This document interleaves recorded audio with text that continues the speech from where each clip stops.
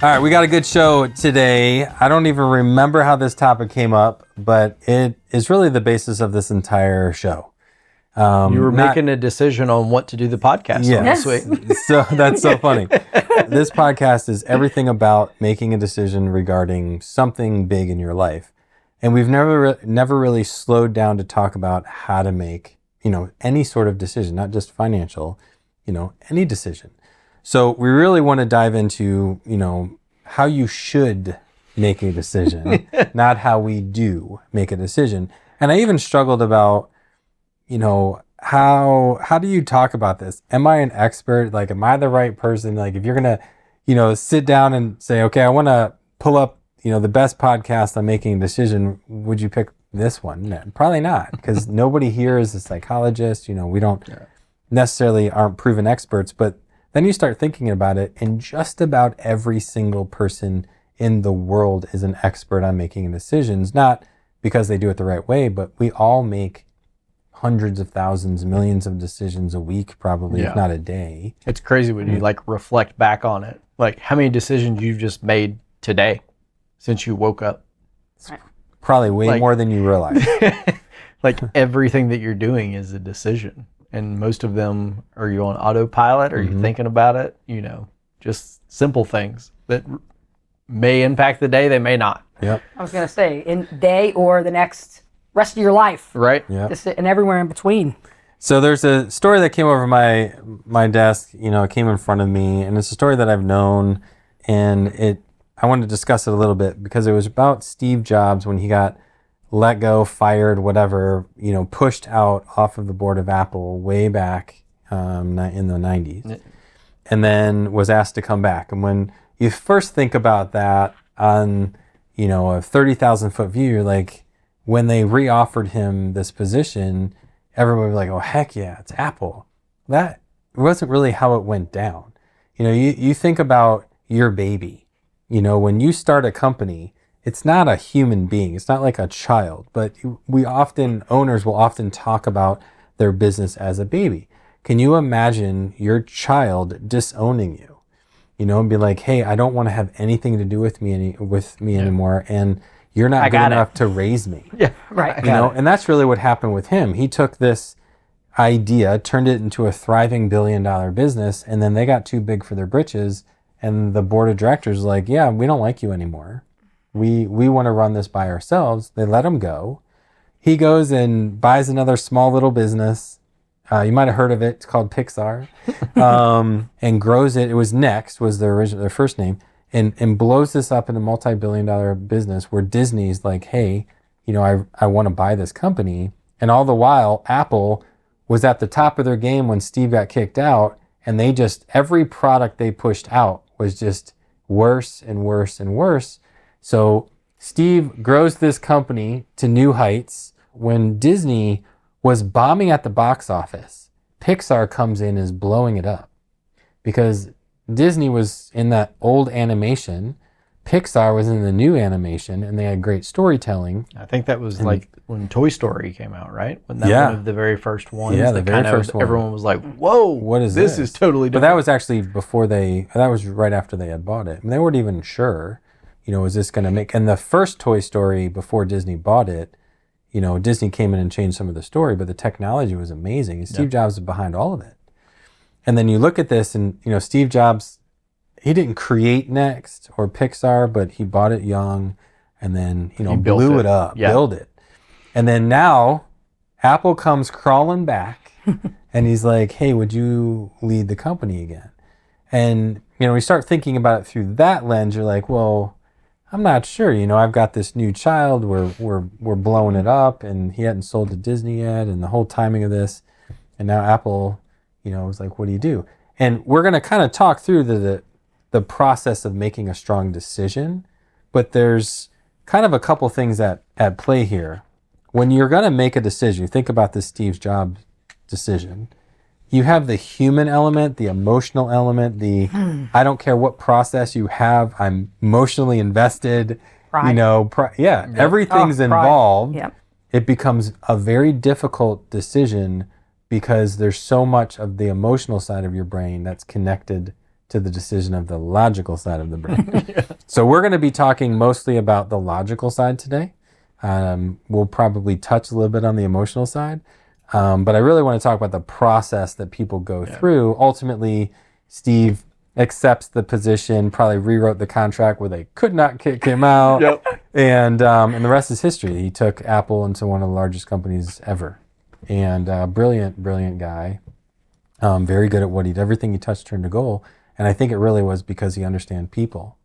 He understood what entertainment was. You know, even Apple wasn't in the entertainment business, but yes, it was. Yeah. You know, everything he did was fun, and down to his presentation, he was an entertainer. Well, he made it a spectacle. He knew how to captivate, and then he was all about making sure that it was easy to use as well. Well, I think that's why he bought Next, because he loved to entertain. He's like, well, if you're not going to let me create, then I'm just going to go create using a different element, and blew it up because that's who he was. He loved to do that kind of stuff. So that's why Pixar became Pixar.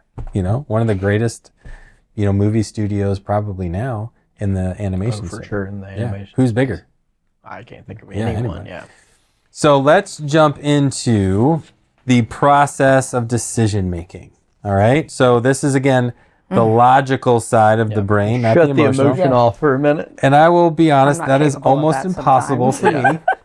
I am very, and statistically, we used to talk about this in seminars way back in the day. It's somewhere between 85 and 87% of every decision is made emotionally. So everything we're going to dedicate this entire show, it's 15% of your decisions. Right. But should it be? Yeah. No. But Right. but I think it's literally Well- impossible because your emotion. For sure. Even the most logical people that I know are still emotional at the end of the day. I mean, our emotions drive us. It's just the ones that can tame it better, but your emotions still drive you. Just, are they raging and you can't see the logic, or are they under control and you can see the logic? They're still driving you. I feel like Paul's reflecting on his drive to lunch. Yeah. The raging drive. was You that? get road rage. You were saying like I emotion wasn't drives following you, someone cuts I'm you off. so hungry, I got to get there. I'm like, where are you going with this? Where are you going with this? Well, So- it's a silly story, but one of the biggest decisions that I made was the whole switching careers. And I will always remember, and I make people do this, that ask me for advice on career change. When I hired a career coach, he made me make my list of sacreds before the emotions of people starting to throw career opportunities at you. So order matters. Order matters. You stole my punchline. If you can still have the emotions, but if you can See, do I am it, an expert at come decision on. making. You took my punchline. But yes, I mean, emotions can still come in, but if you can find a way to beat them with logic and tie them in, meanwhile, you took my punchline. But yes, order matters. I would say on the emotional side, it's almost like the logical side of you has to convince the emotional side of you all the time. Yeah. Because your emotions drive decisions almost 100% of the time. And So those in order change for your minute by emotions minute. to make good decisions, they have to be convinced one way or the other. Well, and they got to be rooted in something, right? Yeah. Like you have to have almost like a blueprint of how you'll make tougher decisions.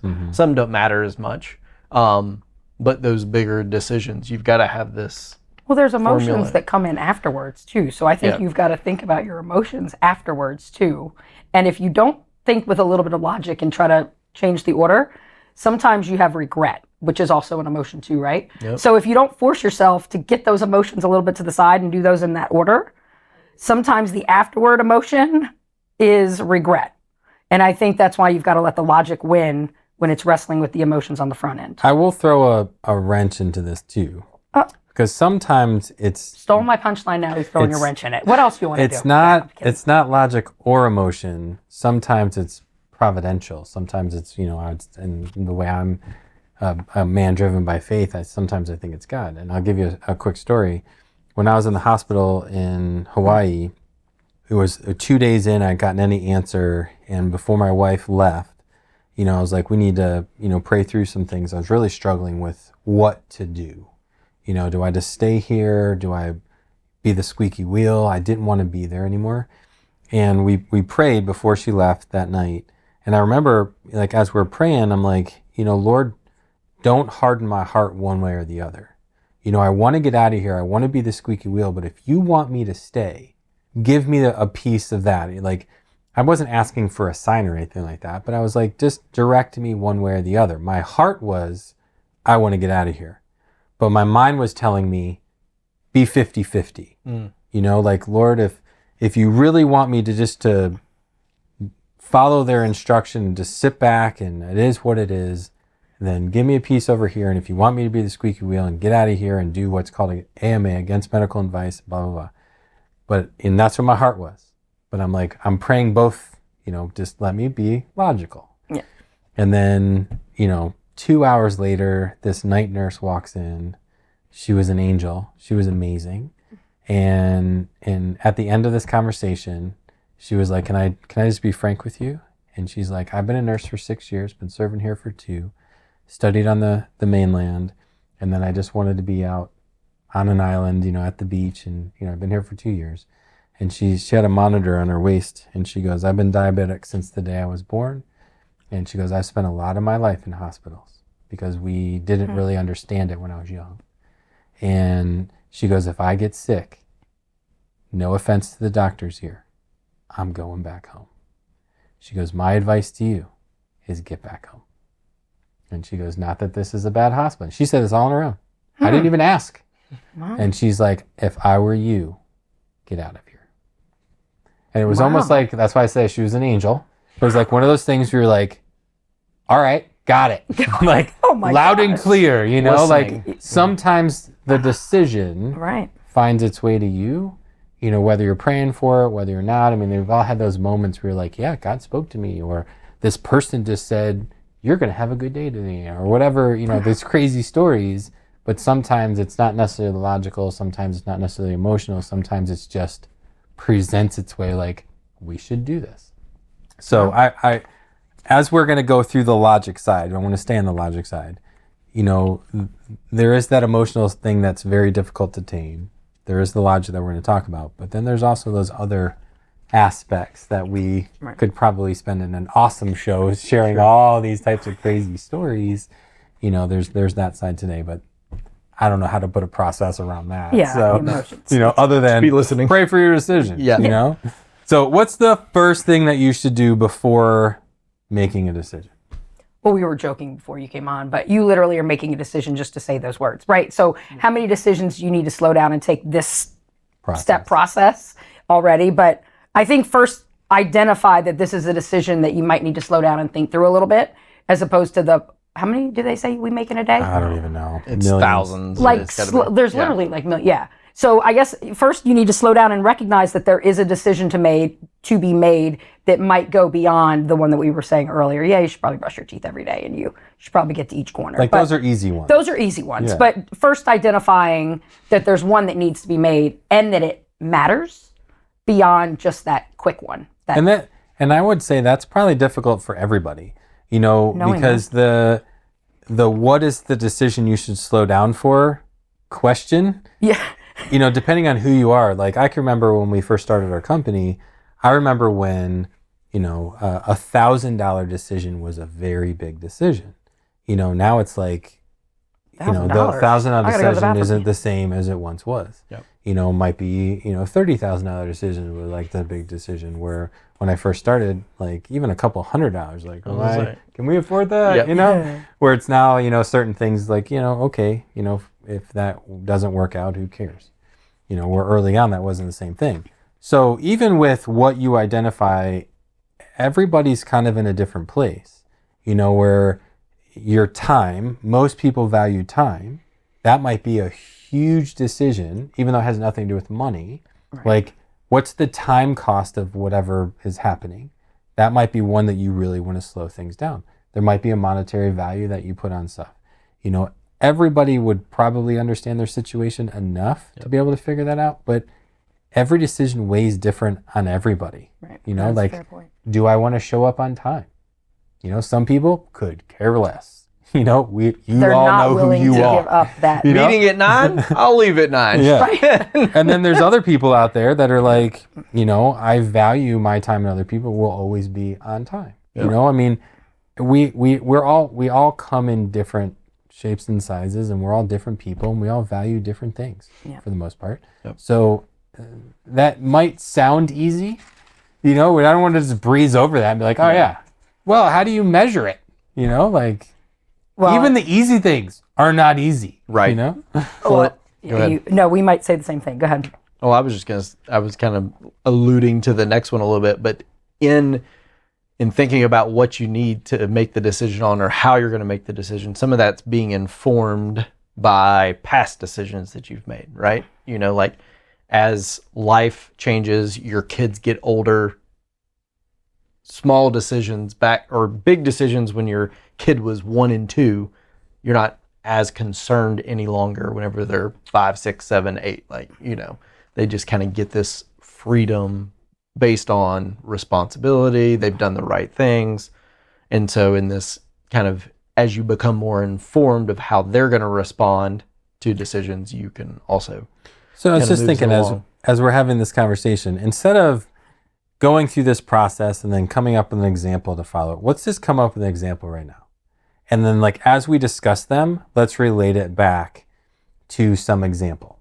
So what kind of decision do we want to make? And then let's work our way through this, because I think it'll be more real to all of us as we go through it. It actually would expand our discussion. You just made a decision to throw a curveball. I did. I'm really good at that. Thank you for I'm that. going to throw this one out. How about the purchase or the build of a house? I was either going to do that or a car is what I was thinking. Because you just moved in. Moved in. Okay. We're in the process of like a renovation, potentially at some point in time. That's a big decision. That would qualify for most people. Yeah. Well, you have purchased homes. I have we've all purchased done homes, that. and we're doing the decision-making tree of whether or not we pour more money into this one Or buy before another. our kids leave, or buy. Yes, There you go. We all can play in that sandbox. Okay. So Cool. the first decision is, are we going to renovate? We're going to buy? We're going to build? What are we going to do? Yeah. Okay, so we've identified that, and it's... We've identified the decision. We've identified. I was going to say. Well, it qualifies as a big decision for most people. That for some people, it's the biggest asset they ever have. Other people, not so much. But the reality is, it's a big enough decision on 99% of people that this would qualify. You got to pause. Yeah.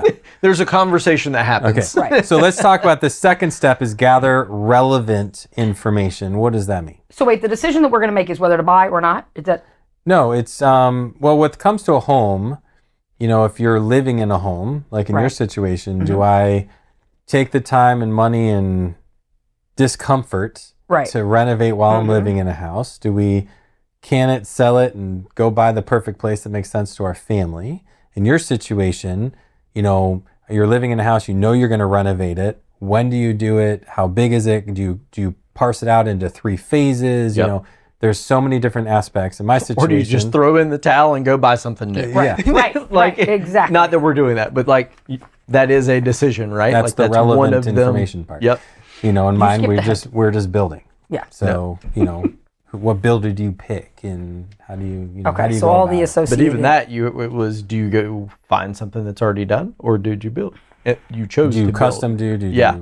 you, somebody else? But yep. So when it says gather relevant information, actually, I want to go back to your point. We need to pick one. Yeah, I mean, geez. I'm sitting here like... We're going to build a house. We're going to Okay. build... Oh, you chose yours. I see how you went. That's fine. It's okay. We're going to build a house. We're going to build It's his show. I know, it is his show. We'll let him We're have going to buy a house.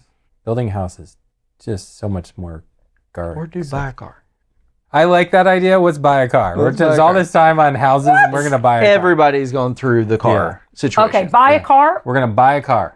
We're going to buy a car. I actually like that better. 'Cause Are you houses definitely are much making a more decision difficult. to buy a car, though? Because We're you going to buy might a want to car. repair Yeah. it. No, we're going to buy Houses a can car. be We're gonna buy it. extremely emotional. We're going to buy a car. Yes. We're making a And we made the decision rule that we're right not gonna be now. emotional. We're buying a car. We All gathered right? relevant information. So we have identified the decision. Yep. I feel like we're getting off track here. No, we're having fun. We're going to Hopefully gather everybody else is relevant with us. information. What does that mean? So this, like, you really need to identify the needs. Like, how many people need to fit in this car? What are you Right. going to use it for? How big? How much are you driving? What color? Do you even care the color? Right. What are you doing as part of your commute? Is there a long commute? Right. Short Good commute? gas mileage, not. Or Does it matter? Right. Like, Can we go buy a beautiful truck? And not only do do you we make need your this? list, I mean, I remember early on when my wife and I, we always had what we called the 24-hour rule. if we were shopping around when we didn't have, tons of money, we identified something that would qualify here, like this is a big purchase, we would pause and say, okay, 24 hours. We want to buy this. We got 24 hours that we cannot purchase. And then on the 25th hour, we can say, okay, is this something we want to go back and buy? I mean, 9 times out of 10, we're like, we don't really need it. But at the spur of the moment, those emotions are hot. It was like, let's go buy that. And then, you further your career and you don't have to do that anymore. But the relevant information, I think, is a lot of like, let's make this list. Let's do the pros and cons of, why we would do this, or, what's the list of, we need 5 seats, we need 3 rows, and we need whatever, we need this much cargo, whatever the decisions are. After you gather that, that's not really on here. I think the next thing you do is you go look. You kick the tires, so to speak. See if what you you're go looking sit for in is it. yeah. Does this checks all the boxes, but is it what I like? Well, we're not talking emotions. You can't have the emotions. But then emotion. then there's options within that. You can identify, hey, at this phase of life, I need a van. Right. There are I really want the beautiful several vans that you can go. Right. Well, I guess the kick the tires part is there might be 6 cars in your price range. Right. Yep. Which of the 6 do you like? Want? There's emotions. You can say yes or no, but I'm just teasing you. Yeah, Paul. There but that's a absolutely part, needs to be that. Yeah. I know we're trying to stay on the logical Well, side. in the identify the alternatives. That's the third step. What I was going to actually say earlier, as we were talking, is there is such a thing as the too many. There's a lot of alternatives, and you can overanalyze, and next thing you know, it's a year later, and you ended up putting the money into the car that you didn't actually want to repair because you couldn't make a decision on what you were going to buy. So there's overanalysis, but you do need to gather up all the alternatives. What fits the needs? Can we afford it? Do we like it? Right. One of the things that I love about Amazon is the review aspect. I feel like they changed the way people buy. Yep. Before Amazon was around, I was a forum junkie of, where I went and looked at the consumer reviews. I was going to say consumer reports. Yep. And absolutely. What was this? It was harder to find back then. Now it's easy. We had to pay for it too. Like we went, we have on our new house, we have it's not a granite top. I forget what it is, quartz or something. And we were trying to figure out the types of cleaners to use on it. So the first place we searched online and we're like, what are good quartz cleaners? And then the second place we went on Amazon, we looked up, those same brands to see what their reviews were. So the reality behind what we were doing is trying to discover and figure out, okay, we identified a group of products. The next thing we wanted to do is go, find out what everybody else thinks about it and what their reviews are. And the 3 products that we had at first identified all had a review within like 0.1 of each other. So then I was like, let's buy all 3 and see which one we like, instead of just picking the one, because your quartz might be different than somebody else's and they're all pretty good. So this just happened. We just bought them yesterday. So that was kind of a fun Anxious example. to get a report back? Yeah. So we followed like the first 3 and then we were like, we're out. We made our decision. Yeah. So. The next tiebreaker for us is how many reviews, right? Like if it's got 8,000 instead of 400, then I'm like, all right, let's start with the 8,000. I am really big on how many 18,000 and 8,000. Oh yeah, 18,000 would have got the first. That we bought. We were like, what? I just want to do all 3. It's all good. When it's that different. So we got to identify the decision. We're going to buy a car. It's gather relevant, all the stuff we talked about, then identify alternatives. Which is what you just did. Yeah. Check out those reviews. Yeah. Which you can do the same. You can't purchase all the different cars, but you can go test drive them. You can go sit in them. You can look at them. You can still look up reviews. And you could talk to people. Think about the previous cars that you've had and how well they did. Yep. I see the alternatives as like the competitors, but also like if we really like car X, let's look at the other 5 options that we like there. Is that we're saying the same thing, right? That in addition to like, do you want a Suburban? Do you want the what SUV do you want? Yeah. Right. I feel like step 4. So we got step 1 is identify the decision. 2 is gather relevant information. 3 is identify alternatives. 4 is weigh the evidence, and I feel like that's the review aspect. Yeah. That's what's everybody else saying about it. And what do I think too, right? Like what do me and my spouse think after we went and looked at it? Do we like the interior? Do you like what how are the it works? warranties? Not only does it check the box, but what doesn't make the list? Like the stuff when it breaks down, or how often you have to do I an was oil going to say change. that's for me is that the cost per mile, because we live on the road with sports, Yeah. and the other one is the cost of ongoing maintenance. Like, are you willing? We love Saabs and out. Are you willing to go pay? A premium. Yes, for the ongoing maintenance and the service and all those things Yeah. have I've to been decide. talked out of, Beyond the thanks first to initial good price. friends, of not pursuing certain vehicles because they're like, the upkeep on them is awful. It way offsets the amount that you would have spent to just go get kind of that next level. Yeah. Yeah. Like my last car that I bought was the Tesla, and I really struggled, to make that decision because it's a tech car versus, a gas car. And the maintenance aspect of it, like I got so used to Zero, like, right? there's none. Like I've had it for 3 years. I've never had anything where I've had to change Tires? the tires. Yeah. They came to me with the tires. They did it in my driveway. They did. Your credit card's in the app. There was no bill to sign. Like all this stuff came up, and they just take it on my credit card. And then I just had a windshield wiper issue. And you just open up the app and they're like, here's wrong. I send them a video. Then they diagnose the car on the app and they're like, hey, we got that part on order. It'll be here on this date and the tech will meet you on this in your garage. And you pay for that, but it sounds worth it. Certainly Actually, in your lifestyle. you can't negotiate.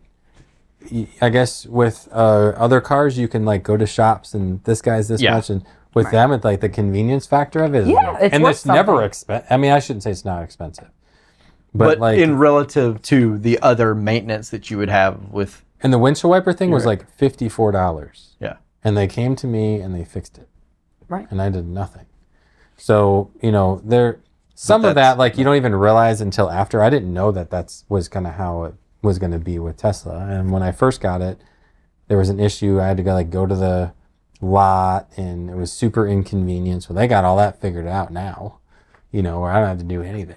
They don't pick up the car. They just fix it on site. Well, you were having something with the radio or something like that, the cameras. No, the seat. And they the seat, and they were like, "Do-do-do-do-do. In the morning it'll be done. Well, you know how when you get into a car, you hard hit reset. like memory 1 in the car, the mirrors and everything goes. Yeah. So like that's your wife and that's you. Well, that stopped working in my car, and then I called them up through the app. They don't take phone calls, and then sure enough, it took them a little bit, but they got it. But they all just sorted did out. like you didn't even have to take it anywhere. They just Over did a the air software. update. I was like, that's pretty cool. Well, in that whole concept of, and actually we'll probably end up talking this later, but you now going forward will consider that when you buy your next car does it include things that make things more convenient and easy and quick to fix? And Well, I went from a BMW to a Tesla, and the convenience factor on a BMW was high. A lot of times, if I had an issue, which I had a lot, I'm not a BMW fan, they would come pick up the car, drop off a loaner. Like, it was super easy. The convenience factor on the BMW was It was pretty high. awesome, but you had to have it because they always broke down. 3 times in 2 years did I have to have a tow truck pick that car up because it was a brand new car built for me, and the 2 times it couldn't even start. Yep. Brand new car. So, okay, we've got to identify the decision, gather information, identify alternatives, weigh the evidence, which we've been doing the whole time. Actually, the crazy thing is so many of things are mixing together because we all kind of do these things. Yes. Yep. Weigh the evidence. The fifth step is choose among alternatives. Which is what you just alluded to, Nikki. yeah, Like, when it's time to make that next decision, now you're like, oh, I've had this experience with this car. You've also had Jeeps. You've had that experience. You've had the experience with the Tesla now. So it's like, okay, I have all these experiences, and by the time you're ready for your next vehicle, you're not gonna have any kids to chauffeur around. We were just up at an advisor's house up in Michigan. I had my two older sons, and we get in. We go to his house first, and he had in his driveway a truck. I don't know, a limited edition something, super big, cool, outdoorsy truck. And then he had a Sahara Jeep in his garage. And I didn't even see it at first because I'm so used to Jeep. We have a Jeep in the house. And then we had gone through a tour of his house. We came back out. I was like, when did you get a Jeep? I'm like, has this been here the whole time? He's like, since you drove up. I'm like, I didn't even see it. And we chatted about it a little bit and the logic about why he bought it. And then we went and did our day, sightseeing stuff. We saw a bunch of his office. We went golfing with my kids. My boys call him Uncle because he's been on their lives for a long time. And then we're in the car on the way back, and somehow Jeep came back up, and we were talking about how much he cost to buy it. Oh no, he told me how much his truck was, and his truck was brand new. His truck was like $85,000, $90,000. It was 2 years old, only had 6,000 miles on it. And he bought it for 40 some thousand. An $80,000 truck, 2 years old, 6,000 miles on it was $48,000, something like that. Jeez. And I was like, dang, that dropped a ton in value. 6,000 miles. And now he is in the middle of nowhere, so apparently those things go cheap. And then I was like, well, what did you get your Jeep for? And the Jeep was 3.5 years old, had 35,000 miles on it, brand new. It was $49,000 brand new. He bought it for 38. I was going to say like 45. Right. I feel like Jeeps just hold their value. Well, my boys, my oldest, cannot stand Jeep. I bought him a brand new, Jeep when he first started driving. He's had it for 3 years, 2.5 years. And he loves BMWs. BMWs break down. Jeeps, I was going to say, been super dependent. Go waste your money on. But the reason why I'm telling you the story is it had such a big impact, I believe, on both of my kids, because here's this 2-year-old car with 6,000 miles, dropped nearly half in value. This Jeep had 35,000 miles on, was actually older, and only dropped $12,000. It dropped about 20% in value, and it had everything against it. And Kevin, and I was like, is that right? And he goes, yeah. He goes, them dang Jeeps don't drop in value even in the boonies. Because you can, you can drive them forever. They last. And I think that goes right back into this choose alternative, because it came right out of the horse's mouth, so to speak, of like the same thing. This financial dad, he's like, why are you buying us Jeeps? We don't want Jeeps. And I was like, I don't care what you want. I'm going to buy you something that holds up in its value. And the Jeep has the number one resale value. They hold their value. So I'm buying my kids a car that's super slow. It's all about the journey and holds its value. So there's a whole lot of logic behind what I do for my kids. And I tell him, I was like blunt, like, here's the reasons why we're getting it. And he can't stand it. I would have loved a Jeep as a kid. Oh, man. Right. That's like the best I just car. wanted 4 wheels. Like it was like whatever we can get. A little hatchback. Yeah, my daughter wanted a Jeep, and she's driving around her little coupe Civic. But it's not in here, this, I guess you could say, way alternatives. But the one thing that we haven't talked about yet, and the reason why I brought it up on step 5, again, identify as step 1, gather relevant information 2, identify alternatives 3, weigh the evidence. You could probably put what I'm about to say in 4, or 5, which is choose alternatives. It's really ask friends. Like, have you ever bought a Jeep? Have you ever bought a Chrysler? Have you ever owned an SUV? Like, what was your experience? Like, if anybody ever tells me about BMW, they're like, hey, I'll be like, my experience was not great. Yeah. But you talk to other people, and the honesty whatever. around those. What's that? The honesty as well, and the candor that you'll get when you ask a friend. Not to say that your reviews idea is not amazing, but I'll tell you what, I've been paid. But those are stranger reviews. Sometimes you want the. No, they're good. They're both awesome. I'm just saying it's a nice balance to ask a friend who will give you that next level response. Yeah. In a multitude of counsel, there's wisdom. Yeah. Yeah. So. And I'm all about like, when you do your research, I want to do like, I'm a list guy. If it's a big, really big decision, I put my ducks in a row. But after I get my ducks in a row, I go to counsel. And I have a circle of friends I really trust, and I talk through stuff. Oh, I see what you're saying. You're saying after you've made... Okay, got it. When you do like steps 1 through 4, maybe even 1 through 5, it's like, okay, go ask people about it. Right before you take action. You take action. I'm about to spend $55,000 on $70,000, let me make sure whatever those it is. 80,000 or 800,000 reviews that I heard, let me validate it with somebody who's owned trust. Yeah, exactly. Somebody who depends on this car for this reason. Right. You have a 10-year-old version of the car that I want to buy that's brand new or a year old. Experience. Actually, potentially learn from somebody else's mistakes. Potentially. When I was talking to this advisor, he literally says, I typically only buy brand new. And he looks at me and he's like, never buy a brand new car. And I'm like, why? And he's like, because depending on the car you buy, they drop, 20 to 50% the moment you drive them off the lot. Mm-hmm. And he's like, if I can go find a car that's got, 4,000, 10,000 miles or under, he's like, I'm going to get a steal because it's pretty much a brand new car. Right. What's 5,000 or 10,000 miles on it? And It's got its first oil change. yeah. And he's like, it's virtually a brand new car, definitely brand new to me. And I get to pay 60% of its Yeah, value. a major discount. Yeah.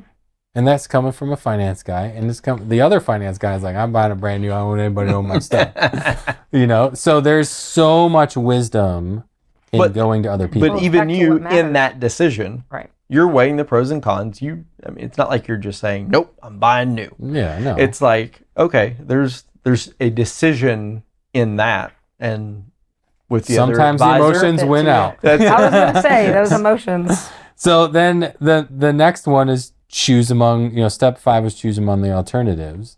And this is basically like, hey, we're allowing all this evidence, we're allowing all this information to come in, we're going, boom.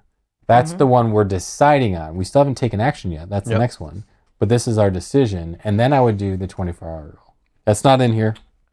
But I would, on all these big decisions, the bigger the decision, the longer the time frame probably.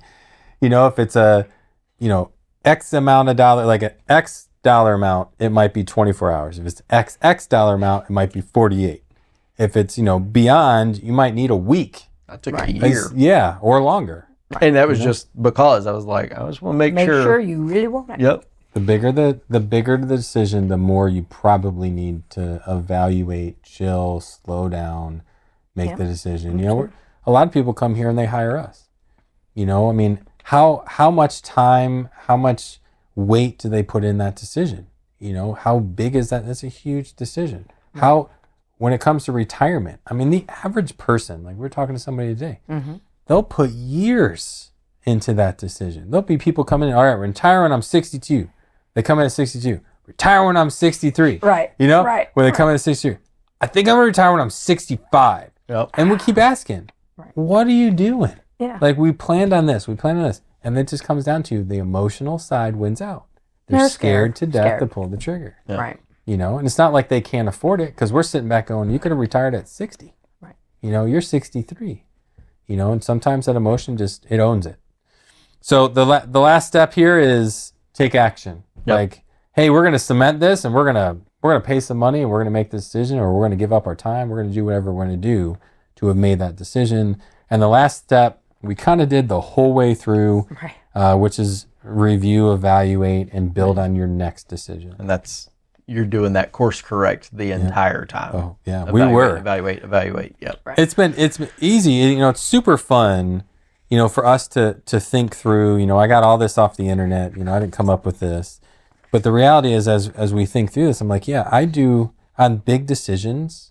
I may not consciously think of, what decision am I going to buy a house? Then I immediately, even more before I ready to evaluate or ready to identify the decision, I instantly go to reviews. I instantly, if I'm considering buying a house, I'm like, okay, what are the builders? What are we going to do? Or what's this subdivision? I've been as bold enough to go to neighbors and be like, did you even with our builder? I talked to 3 or 4 neighbors. That's a good idea. Before we even decided, just to hear, how did it go? What was it like working with them? So everybody handles that difference. It's been fun to walk through this. I'm like, yeah, I kill step 2 and 3, and step 5. I was going to ask, where do you think you spend the most time? Me personally? Mm-hmm. Probably 4. Weighing the evidence. I am just, I don't want to say I'm a procrastinator because I tend to make decisions quickly, but I weigh so much evidence and I gather so much evidence and so much information that I'm able to make a quick decision because I'm like, here's everything I know, about this. So when it comes to decision making, I'm like, I'm good. Me and 10,000 of my stranger buddies, love this and I'm ready to go. For XYZ reasons, it fits this, whatever. I'm not like 2, 3, and 4. I feel like are all the same thing. Right. Gathering information, identify all different way. For me, that's one step. You know, it's just how many angles can I look at, you know, for this decision? Because I don't want to just have tunnel vision. Yep. I want to look at it from all sides, and I kind of lump all that together depending on the decision. Sure. Some might take me more or less. What about you guys? I would be right in that same spot. But what kind of prompted me to ask is, we know people, we help people on a Right. daily basis who basically get this paralysis through analysis. Right. They do all of that, but then they end up just lingering in this choice. Well, they die the out number in five. five. They're like, Yeah. oh, they just can't take action. They can't, the sixes take action. They're just And like, that one's "Ooh." really tough. Like, Yeah. oh, I actually have to do something. I don't know where I think too much, and you get mad about the feelings or emotions. I think too much sometimes about the impact of the result that is going to have on others. That sometimes I overanalyze sometimes. I But would say between the three of us, 6 is the hardest. But of the three of us, ranking us, I'd say you struggle the most to pull the 6 trigger. But we were having a discussion. We had a 2-week vacation as a family, and we're driving a lot.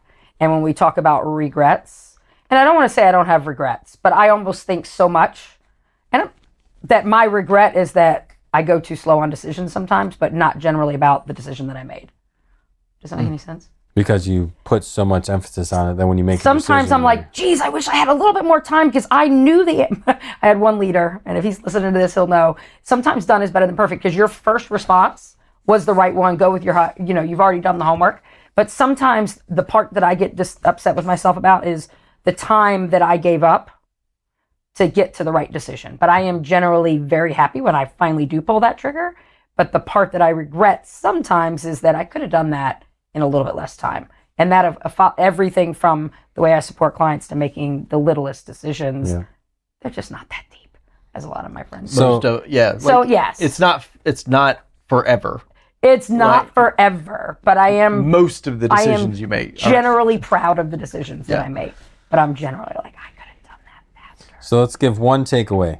What if there's one thing you can challenge a viewer or listener, here on the art of decision making, what would it be? For me, it would be trust the information gathering, trust those reviews, trust the people, especially if you're taking time to slow down. You're looking, you're reviewing, you're discussing with others. When you get to that point, trust the decision and move forward. The best thing is, I don't know how you said it, but take action. Done is better than perfect. Yes, I like that. especially whenever it comes to cars, house. Like, if you play it out, get on the other side of it, you can always sell that car. You can always sell the house and make a change. It's not permanent. What about you? Well, the line that you stole from me is probably my takeaway is know yourself. So if you tend to be I'm only making jokes.